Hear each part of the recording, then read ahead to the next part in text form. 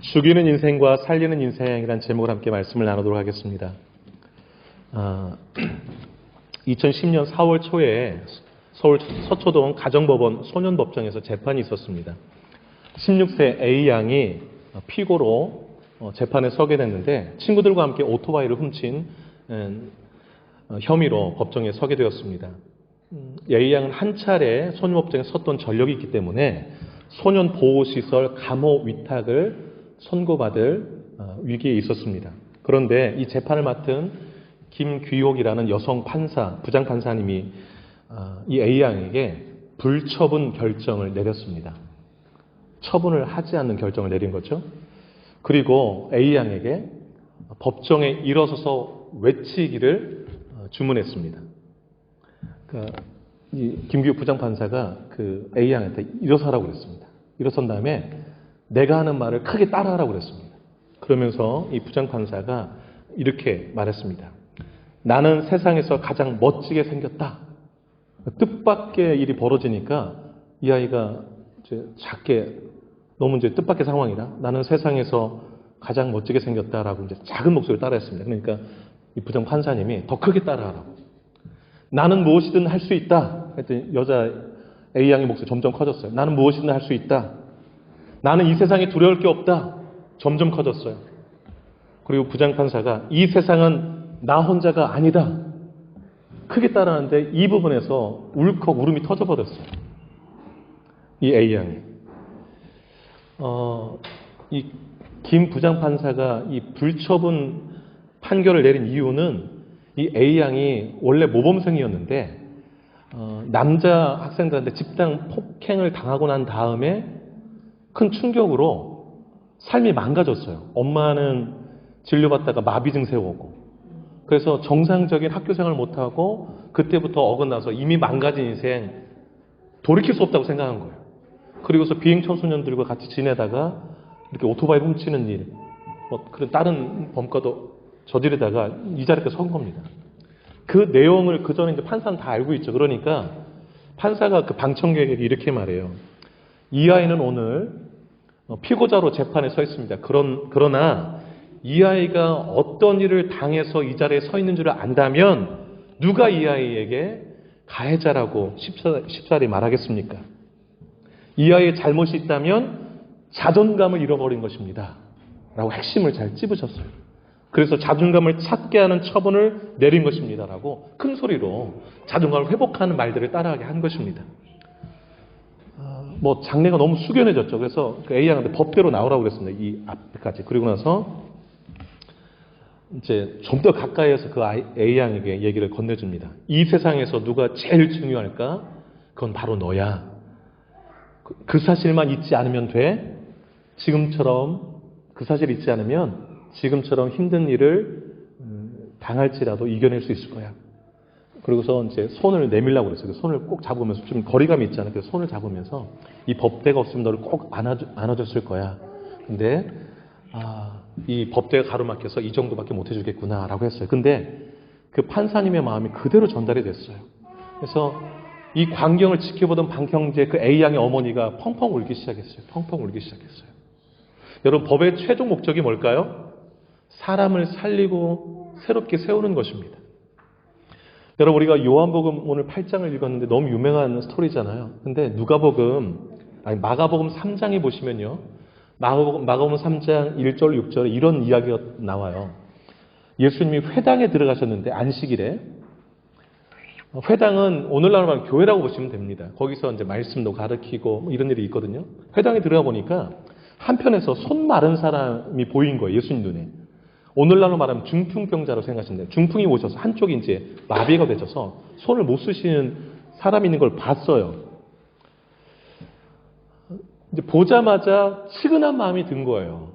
고쳐주고 싶은 마음이. 그런데 그 손 마른 사람이 함께 그 회당 가운데서 예배를 드리고 있는데 다른 사람들은 어떻게 하고 있었는지 아십니까? 안식일에 예수님이 환자를 고치나 안 고치나 고발할 조건을 찾으려고 주시했다라고 성경에 써놨어요. 예배를 하고 있는데 같이 예배하는 동료 중에 한 사람이 손이 말라서 고통당하고 있는 그 모습에 안타까운 마음이 있는 게 아니라 예수가 그 사람을 고칠까 안 고칠까 안식일에 고치면 안식일법을 어긴다라고 그 당시 법으로 돼 있어서 그거를 고발하려고 주시하고 있었다고 성경에 써 있습니다. 그것을 주님이 다 읽어보시고 어떤 마음이 들었을까요? 너무 마음이 아프셨어요. 그래서 그 손 마른 사람을 가운데 일어서라고 했습니다. 일어서라고. 그 다음에 거기 그 모인 사람들한테 이렇게 얘기했습니다. 안식일에 선을 행하는 것과 악을 행하는 것, 생명을 구하는 것과 죽이는 것, 어느 것이 옳으냐? 질문 던졌어요. 아주 짧게. 그랬더니 아무 말도 못해요. 근데 그 밑에 성경 이렇게 써놨어요. 그들의 마음이 완악함을 탄식하사 노하심으로 그들을 둘러보시고, 이런 말이에요. 마음이 너무 완악해서 그 사람도 궁일이 여기지 못하고 예수님을 고발할 게 없나라고 주시하는 그 모습을 보면서 주님이 너무너무 탄식하셨어요. 그리고 화가 나셨어요. 그래서 손 많은 사람들 손 내밀라고 그러고 고쳐주셨습니다.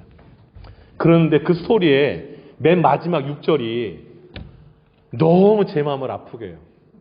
여러분, 그 정도로 이렇게 말씀하시고 어떤 게 옳으냐라고 한 다음에 좀 깨닫게 하고 마음이 찔리니까 아무 데다 못하지 않았겠어요? 그런데 그러고 나서 그 사람을 고쳐줬거든요. 이게 옳은 일이니까. 안식일에 참 안식을 선물한 거죠. 그럼 박수치고 좋아할 일인데 6절에 이렇게 되어 있습니다. 바리새인들이 나가서 곧 헤롯 당과 함께 어떻게 하여 예수를 죽일까 의논하니라. 너무너무 가슴이 아픈 구절이에요. 예수님이 그렇게 안식일에 선을 행하는 게 옳으냐, 악을 행하는 게 옳으냐, 생명을 구하는 게 옳으냐, 죽이는 게 옳으냐 질문했는데도 불구하고 그 얘기를 듣고 바로 나가서 어떻게 하면 예수를 죽일까 의논했대요. 함께. 여러분, 오늘 제목이 죽이는 인생과 살리는 인생입니다. 여러분, 죽이는 인생 살면 될까요? 절대 안 되겠죠.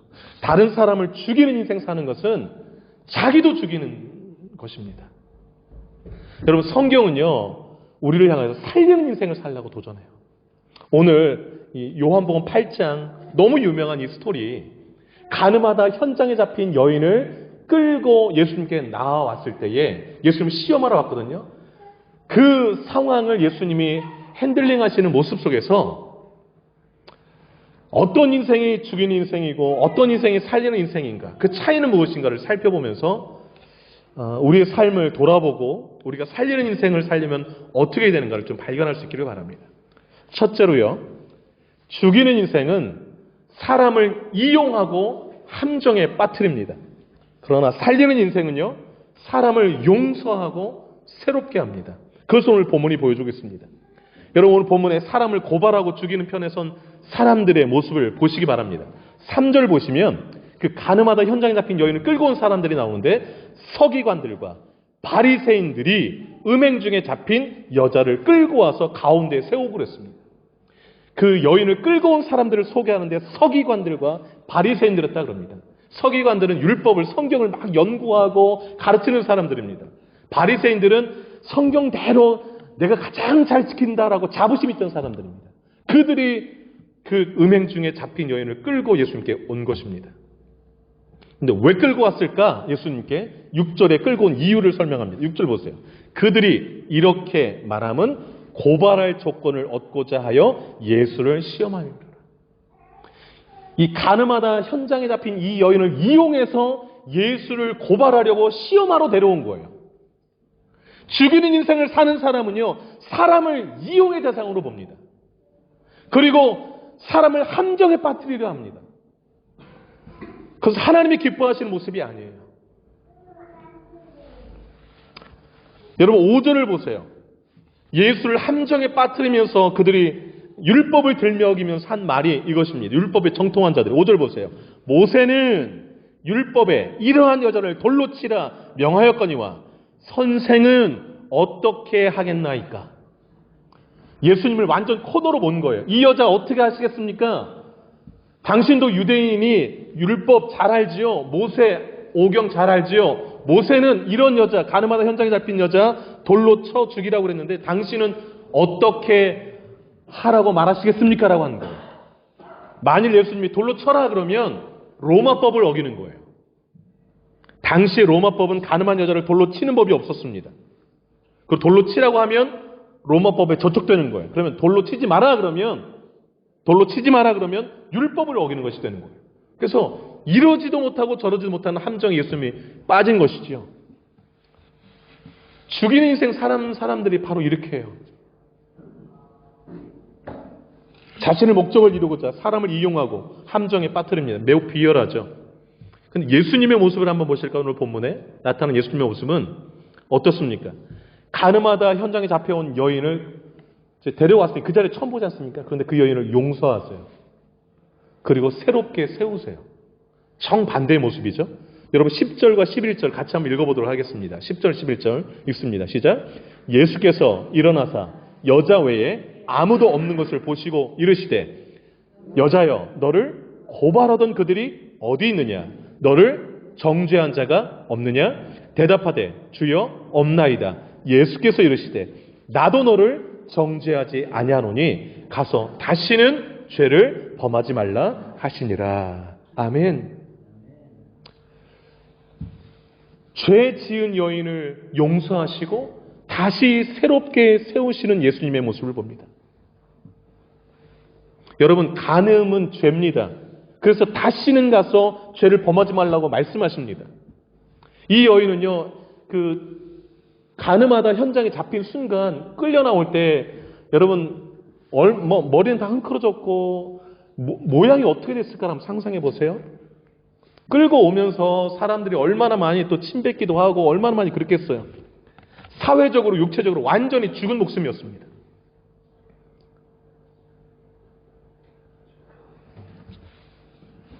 그런데 그러한 여인을 주님은 이러한 여인을 끌고 온 사람들은 이 여인을 완전히 매장시키려고 하고 있는 거예요. 그런데 예수님은 이 여인을 용서하고 새롭게 세우고 계세요. 가서 다시는 죄를 범하지 말라. 나도 너를 정죄하지 않는다 그럽니다. 여러분, 고발하고 정죄하는 거, 여기 10절에 고발하는 자, 정죄하는 자가 있느냐 그러잖아요. 고발과 정죄 너무 쉬워요. 여러분, 우리는 다른 사람의 그 잘못을 캐치하는 능력이 너무 뛰어납니다. 캐치하는 순간 바로 고발하죠. 이르기를 잘하고 또 정죄합니다.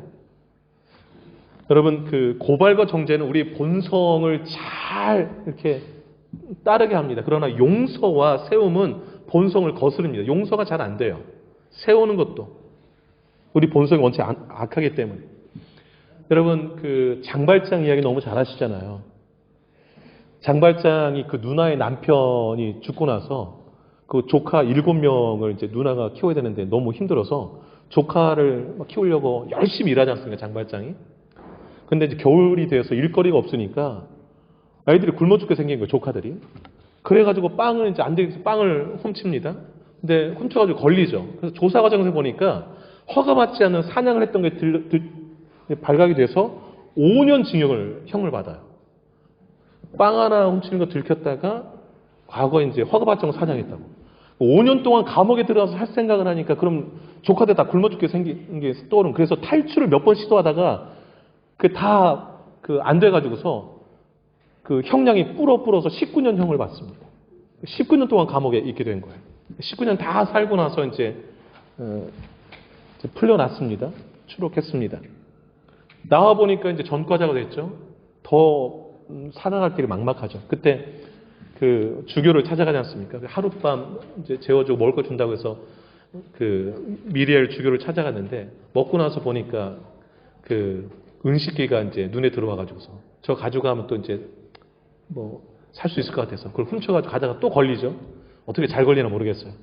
또 붙들려 옵니다. 근데 붙들려 왔는데 그 미리엘 신부가 뭐라고 합니까? 내가 주었다라고 말하며 은초 때까지 더해서 줍니다. 거기서 무너져요, 장발장. 그 전까지 그 19년을 감옥에 살면서 그 세상에 대한 증오가 막 넘쳤거든요. 막 이렇게.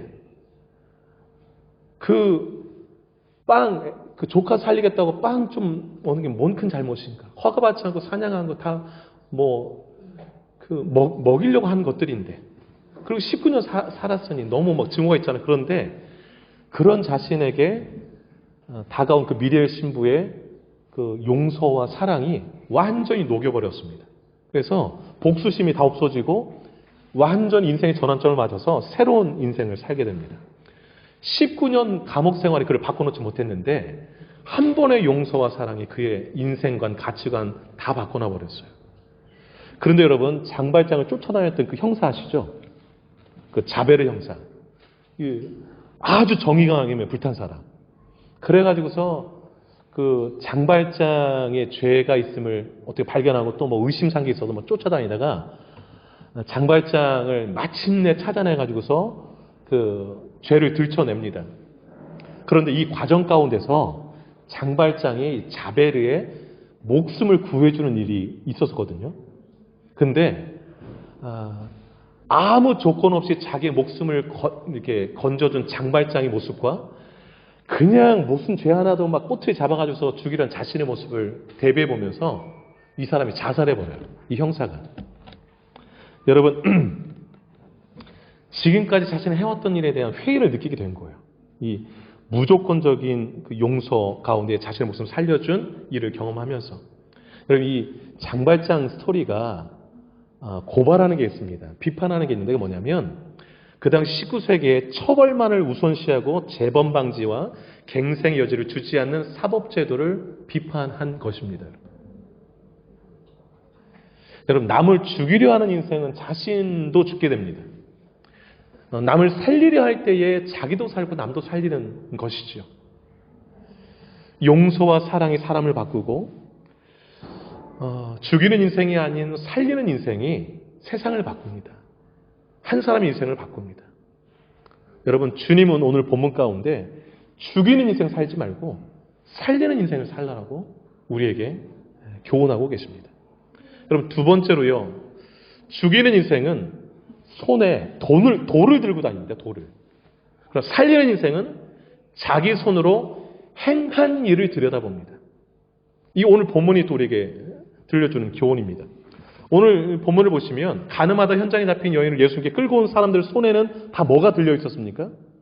돌이 다 들려 있었습니다. 돌이. 여러분, 남을 죽이는 인생을 사는 사람은 늘 손에 돌을 들고 다녀요. 그러다가 실수나 허물, 잘못이 보면 즉시 던질 채비를 하죠. 그리고 사정없이 던지기도 합니다.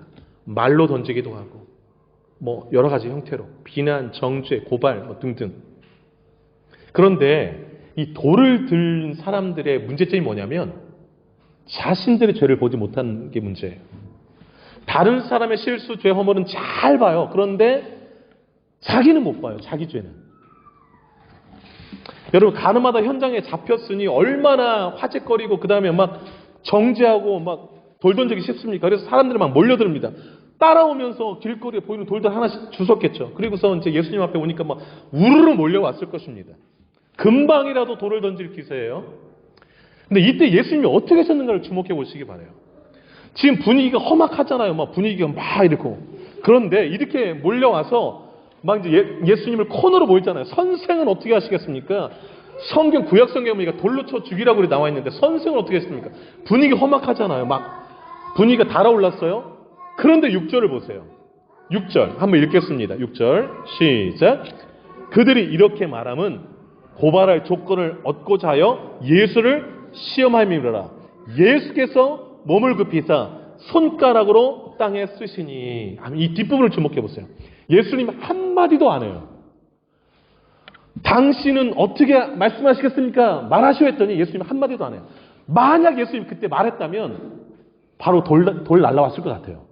막 여러분, 말을 이렇게 막 하다가 저쪽에서 무슨 말을 하면 그 말을 또 꼬투리 잡아 막 하다가 감정 격분해서 누구나 하면 한 사람이 좀 이렇게 다혈질인 사람도 있을 거 아니겠어요? 한 사람이 던지면 그냥 분위기가 몰아가니까 다 돌 날아왔을지 모르겠어요. 예수님이 아무 말도 안 하는 거예요. 그러더니 갑자기 고개를 숙이세요. 그럼 여러분 생각해 보세요. 여인을 끌고 와서 여인에게 막 주목하지 않았겠어요. 그러다가 이제 예수님이 어떻게 하셨습니까? 예수님 쳐다봤어요. 근데 예수님은 그들의 시선을 여인에게서 예수님을 바라보는 그 시선, 예수님도 시험하려고 막 보지 않습니까? 그런데 그 시선을 땅바닥으로 끌어가는 거예요. 그리고 지금 손가락으로 쓰시는 거 뭐라고? 잘 보세요. 예수님이 그들의 시선을 어디로 끌고 가시는 걸 주목해 보시기 바라요. 무슨 글씨를 썼는지는 안 나와요, 오늘 본문에. 그런데 그들의 시선을 돌리고 계시는 예수님의 모습을 보세요. 그리고 아무 말씀도 안 하시고 그럼 침묵이잖아요. 그걸 쓰시는 거니까 그들의 감정을 지금 누구를 두고 있는 거예요. 여러분, 감정이 막 격할 때는 바른 판단 못 해요. 바른 판단이 안 돼요. 흥분된 상태를 지금 진정시키고 있는 거예요. 그런데 여러분 보세요. 이제 예수님 막 뭐라고 쓰니까 이 사람들이 쓰고 있는데 잠깐 멈칫했겠죠. 그랬는데 이 흥분이 가라앉지를 않는 거예요. 그래서 바로 7절 보세요. 그들이 묻기를 마지 아니하는지라. 더 재촉했다는 말이에요. 딴짓하지 말고 빨리 대답하시라 이거예요. 빨리 뭐라고 액션을 취하라는 것이죠. 그러자 예수님이 그 유명한 말을 남기세요. 하도 재촉하니까. 예수님이 하신 말씀이 7절에 뭐예요? 너희 중에 죄 없는 자가 먼저 돌로 치라. 너무 명언이 있어요. 어느 쪽에도 걸리지 않는. 너희 중에 죄 없는 자가 먼저 돌로 치라. 요 한 말씀만 딱 하세요. 긴 말도 안 하고. 그 다음에 여러분이 주목하셔야 할 게 그 다음 8절이에요. 이 말씀 하시자마자 가만히 있었던 게 아니에요. 어떻게 했어요? 다시 몸을 굽혀 손가락 땅에 쓰셨어요. 방금 전에 한 행동을 또 하세요. 이 말씀 하시고 나서 또 시선을 땅으로 끌고 가시는 거예요. 여자 보지 않도록. 그럼 땅에 무슨 말 쓰셨을까? 저는 생각할 때 그들이 이 발각되지 죄들을 다 쓴 것 같아요. 간음, 도둑질, 이런 것들 막 죄 목록을 쫙 쓰시지 않나 싶어요. 그러다 보니까 너희 중에 죄 없는 자가 돌로 쳐라 하니까 죄 없는 자 하다가 막 예수님 이제 본인들 생각 방향이 아닌 이렇게 따라가다 땅 보니까 거기 죄 목록들 막 있다 보니까 자신의 죄가 이렇게 막 보이지 않겠어요?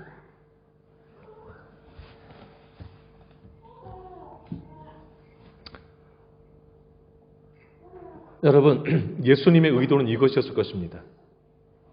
너희는 죄 없냐? 너희는 저 여자보다 좀 나으냐? 돌로 들어 저 여인을 치기 전에 먼저 네 손으로 행한 죄들을 보라라는 것입니다. 저 여자 쳐다보지 말고 내 손가락 보소 내가 뭐라고 쓰는 거 보면서 너 자신의 죄를 보라라는 것입니다. 우리는요, 다른 사람들의 죄가 보일 때 바로 돌을 들고 던지려고 합니다. 예수님은 이러세요. 다른 사람의 죄가 보일 때 잠깐 멈추고 너의 손으로 지은 죄를 보라라는 거예요. 너의 죄를 보라라는 거예요.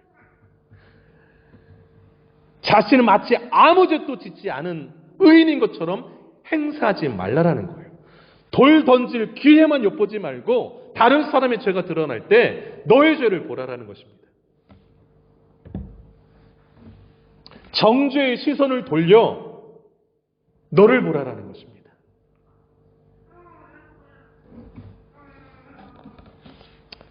여러분, 하루에 얼마나 나 자신을 들여다보고 있나요?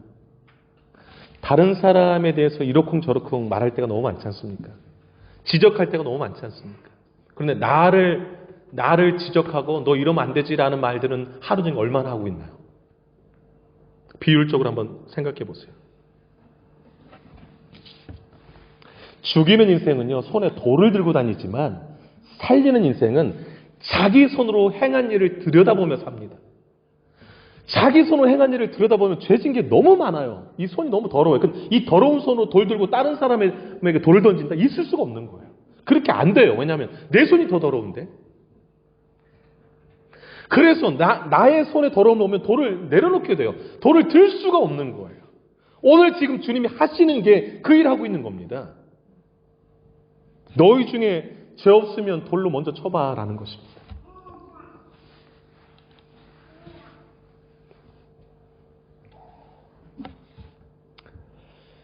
나를 바라볼 때 손에서 돌을 내려놓게 됩니다.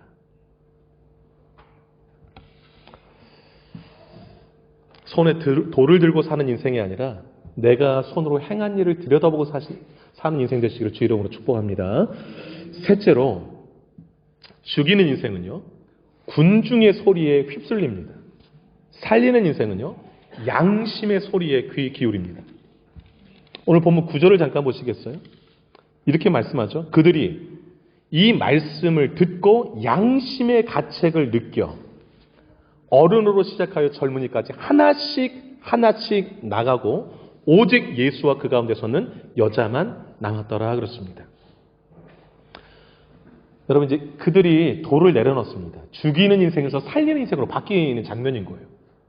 돌이 이제 손에 없어요. 왜 없게 됐는가? 군중의 소리에 저 여자가 뭐 했대 막 이런 소리에 휩쓸려 왔다가 예수님에 의해서 양심의 소리를 듣게 된 거예요. 내 안에서 들려온 너는 낫냐? 너는 저 여자보다 낫냐라는 양심의 소리를 듣다 보니까 어느새 손에 돌이 이제 놓쳐진 거죠.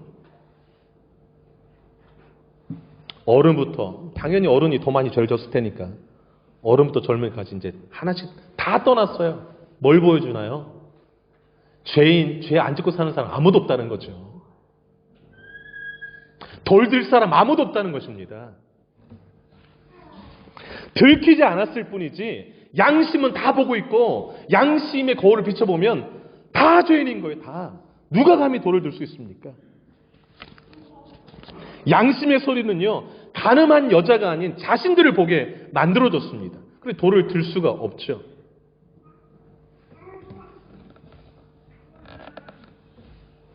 오늘 주님이 바라시는 대로 이제 흘러가게 된 겁니다. 주님 너무 대단하세요. 그 당시에 그 군중들의 막 이렇게 흐름들을 다 일순간에 바꿔버리시잖아요. 가장 하나님의 방식으로. 저는 우리 새누리 성도들이 우리 삶의 현장들 가운데 이런 뭐 여러 상황들이 있을 때 예수님의 이 말씀을 좀 묵상하시면서 예수님이 가장 기뻐하시는 방향들로 틀어가는 여러분 되셨으면 정말 좋겠습니다.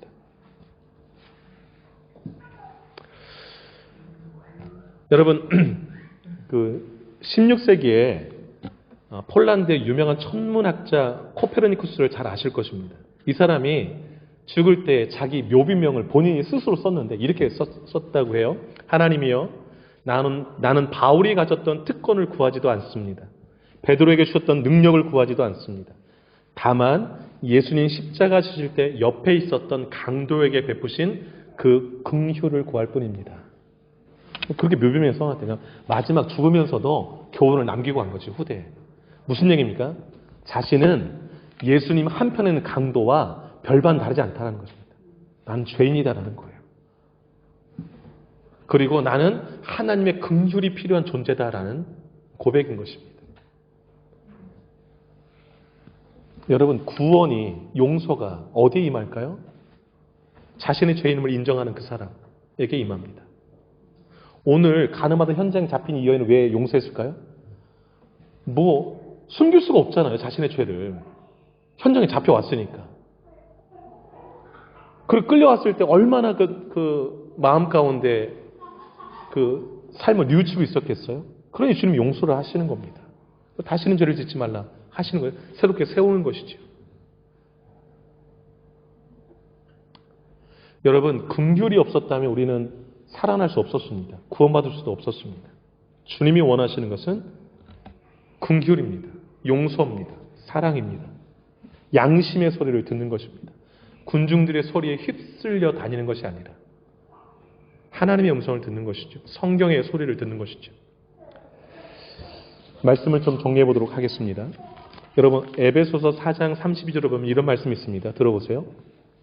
서로 친절하게 하며 불쌍히 여기며 서로 용서하기를 하나님이 그리스도 안에서 너희를 용서하신 것 같이 하라. 내가 그리스도 안에서 다 하나님께 용서받았는데 다른 사람 용서하지도 않고 그냥 돌 들고 막 던지려고만 하는 거 정말 앞뒤가 안 맞는 모습인 거예요. 그래서 서로 친절하게 대해주시고 서로 불쌍히 여기고 서로 용서하는 게 예수 안에 있는 사람의 참모습인 겁니다. 여러분, 나는 죽이는 인생을 살고 있나요? 살리는 인생을 살고 있나요?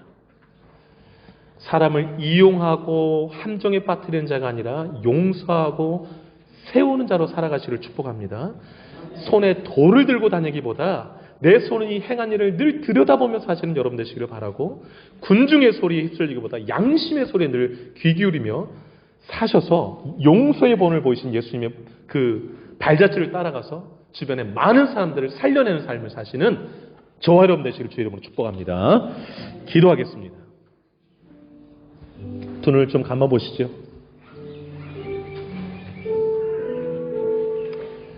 나는 주변에 있는 사람들을 죽이며 사는 사람인가 아니면 살리며 사는 사람인가?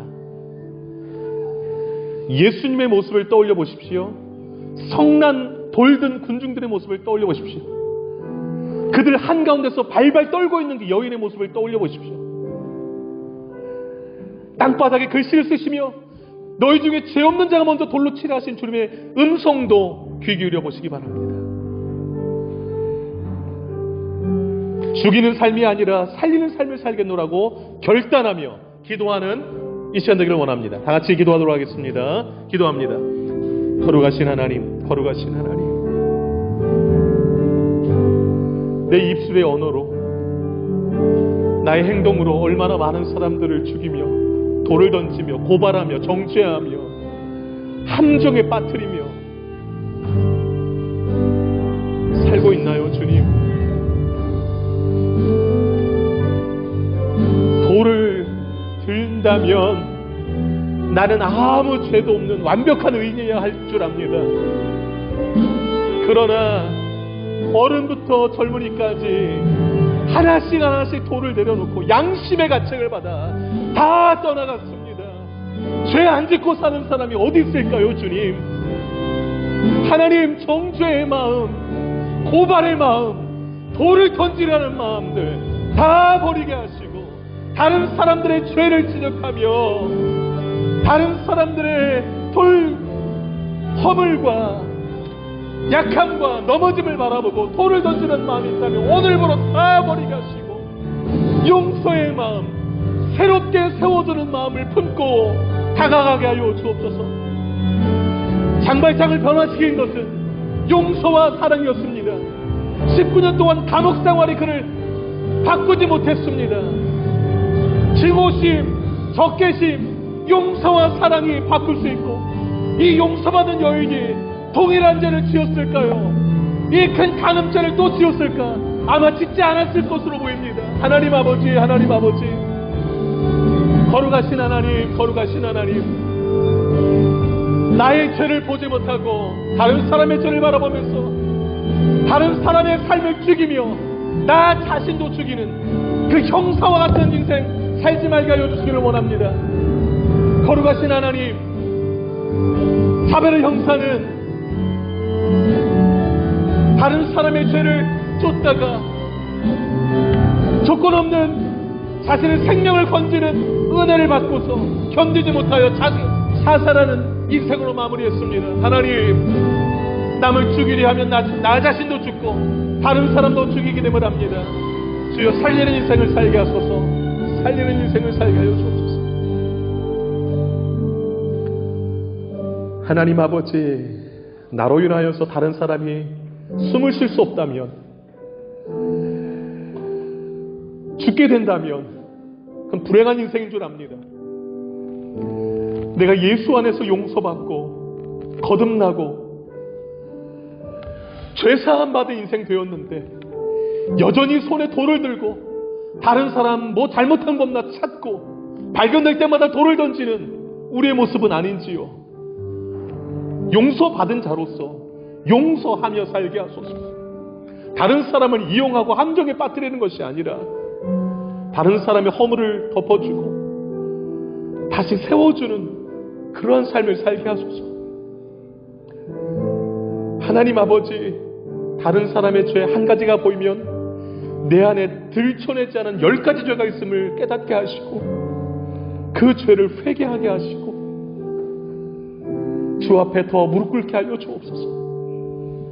하나님 아버지, 성난, 군중들의 소리에 휩쓸려 다니지 말게 하시고 내 안에 세미한 음성, 양심의 소리를 듣게 하시고 날마다 주님 앞에 거룩한 모습으로 나 자신을 복종시키게 하시고 내가 주님 앞에 새롭게 세워져서 다른 사람도 세워가는 우리 모든 새하늘 백성 되기를 간절히 소망하옵고 이 모든 말씀 예수님의 이름으로 기도 올리옵나이다.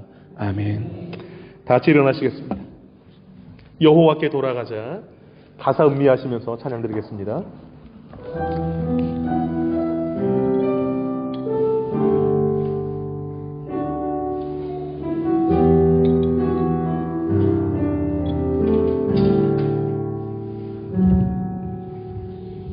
내 백성이 나를 떠나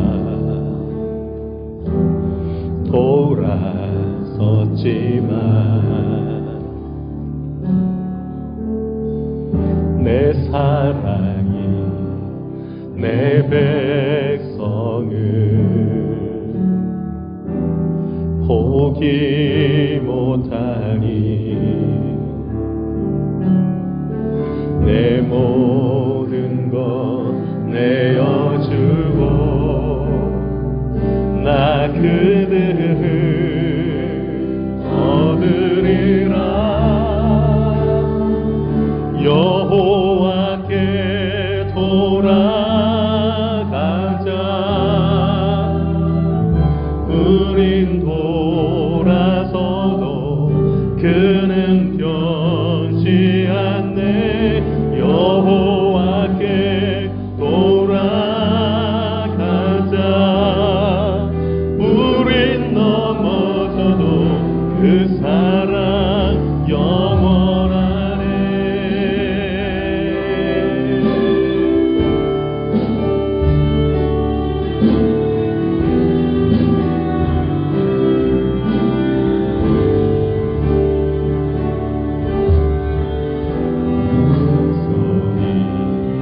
나를 떠나 돌아섰지만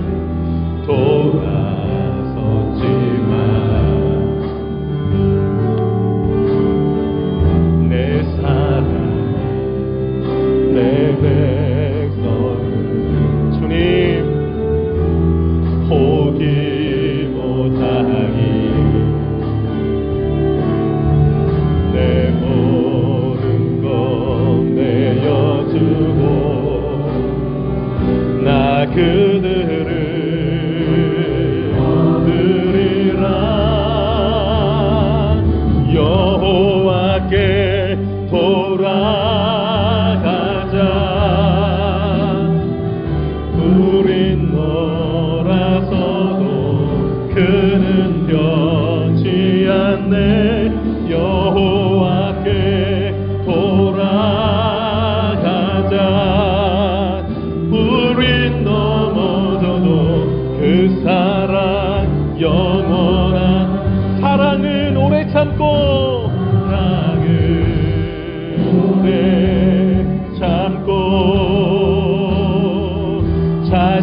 자신을 내어주네. 서로 사랑할 때 세상을 주 보내. 사랑은 절대 아멘. 사랑은 오래 참고 오래 참고 자신을 내어주네. 서로 사랑할 때 세상을 주 보내. 사랑은 절대 지지 않네. 여호와께 돌아가자. 우린 돌아서도 그는 변치 않네. 여호와께 돌아가자. 우린 넘어져도 그 사랑 여호와께 돌아가자.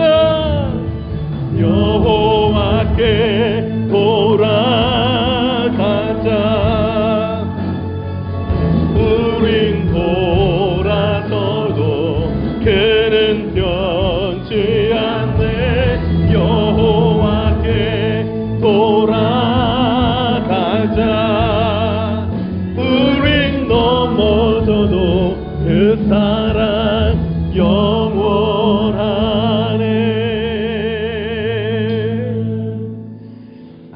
기도하겠습니다. 이제는 우리 주 예수 그리스도의 은혜와 하나님 아버지의 크신 사랑하심과 성령의 유료교통 충만 역사하시는 그 은혜가, 그 은총이 오늘 가늠하다 현장에 잡힌 여인을 용서하신 예수님의 모습을 바라보고 죽이는 자가 아니라 살리는 자로 일평생 살기로 결단하는 이제로부터 주 백성들 머리 위에, 남은 생애 위에 이제로부터 영원토록 함께 하시기를 간절히 축원하옵나이다. 아멘.